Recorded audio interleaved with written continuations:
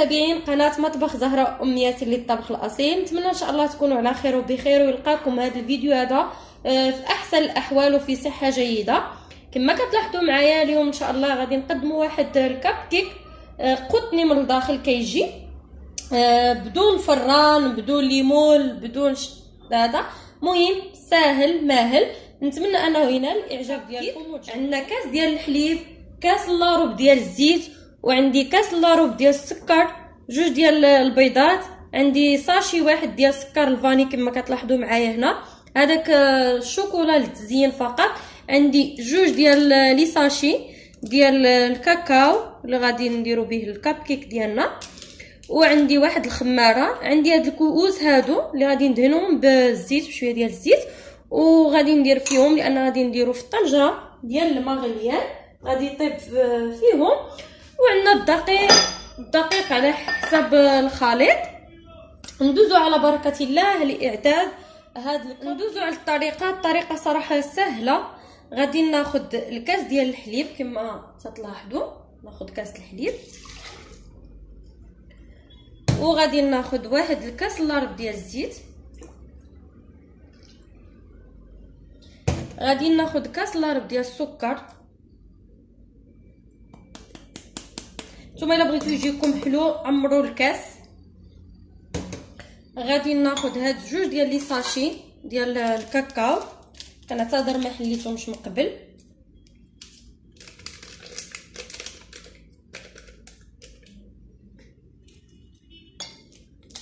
لاحظوا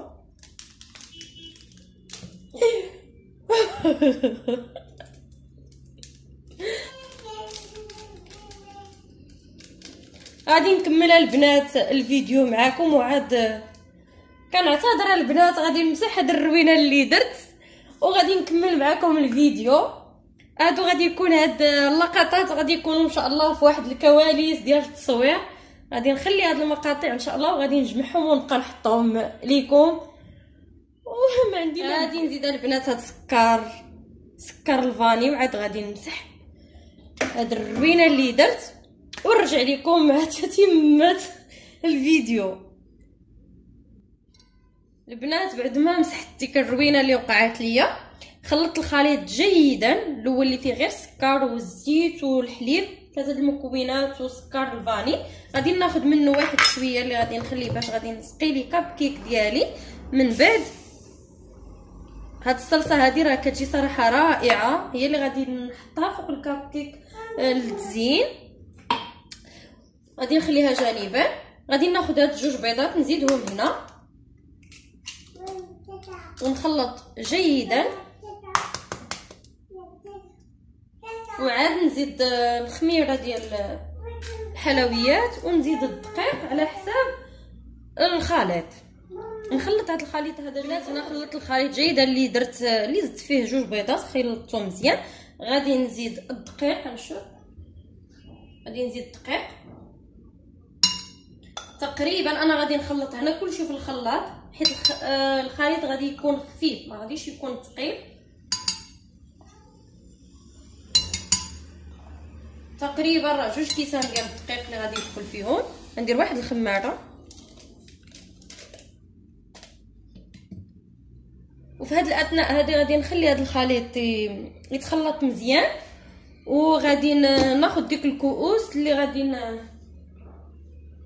شويه يتخلط مزيان، ديك الدقيق مع الحليب مع البيض، وغادي يكون الخليط خفيف شويه. في هذه الاثناء هذا غادي ناخذ هذيك الكؤوس، وغادي ناخذ واحد الشيته، ناخذ الكؤوس ديالنا اللي غادي ندهنهم مزيان بالزيت باش ما يتلصقش لينا. في هذه الاثناء راه الماء عندي كيغلي في طنجره.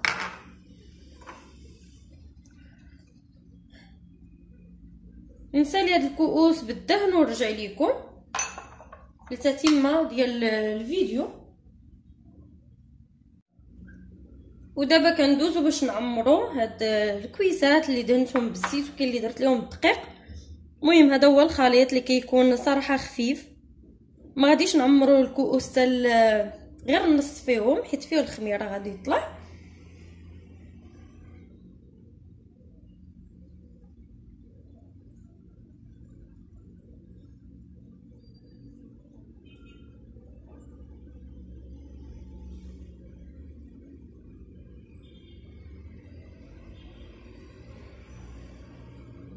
راه تقريبا البنات غادي يعطيو 6 ديال الكؤوس.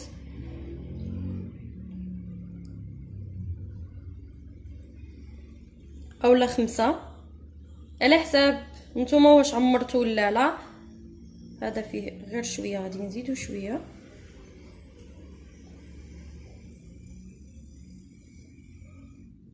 غادي نجيب الطنجره اللي فيها كما لاحظتوا معايا، الطنجره اللي فيها الماء غليان كما كتشوفوا. غادي نزيدها شويه لهنا. الا زيدت كثر البنات غادي تضبب ليا الكاميرا ديال التصوير. نحطوا فيها الكؤوس بهذه الطريقه هذه.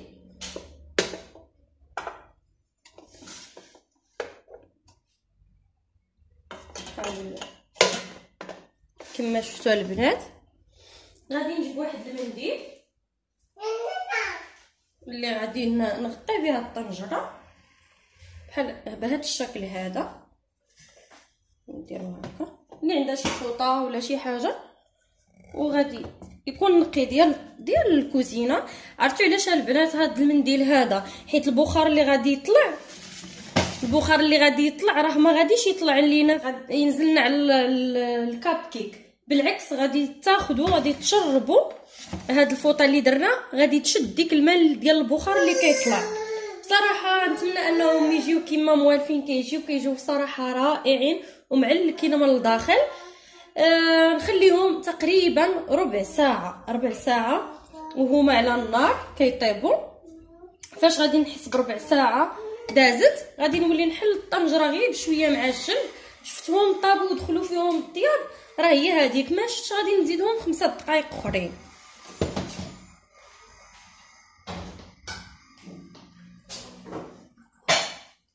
للاشاره انني كنديرهم على النار مهيله، ومن بعد ما كيدخلوهم الطياب وكيطيبوا كنخرجوهم كنخليهم حتى كيبردوا. عاد كنسقيوهم بهاد الصلصه اللي خدينا من النوبه الاولى اللي فيها غير الزيت والحليب والسكر والفاني. وكنزينوا لي كاب كيك ديالي اللي خرجتهم من الطنجره اللي طابوا فيها، خليتهم يرتاحوا شويه باش ما يرجعوش ينزلوا. صراحه كيجيو من الداخل معلكين. نتمنى انه ينال الاعجاب ديالكم. غندوزو للتزيين ديالهم كما لاحظتوا معايا. خديت هاد الصلصه هادي غنكبو عليهم باش يزيدوا يرطابوا صراحه، حيت كيشربوا هاد لاصوص هادي، هاد الصلصه ديال الشكلاط اللي فيها الحليب بهاد الطريقه هادي. نديرو عليهم الشوكولا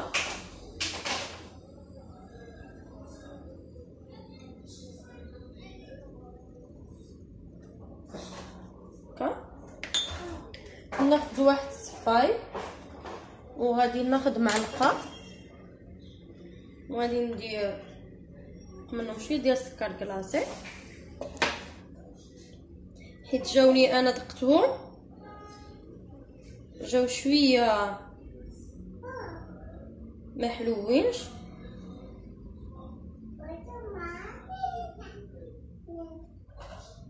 وهذا هو الكاب كيك ديالنا اللي كيجي صراحه على هذا الشكل هذا الرائع.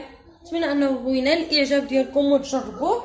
واللي اول مره كتشوف القناه وكتشوف هذا الفيديو هذا ما تبخلش عليا بلي لايك وبتعليق وباشتراك فضلا منكم. واستودعكم الله الذي لا تضيع ودائعه. والسلام عليكم ورحمه الله وبركاته.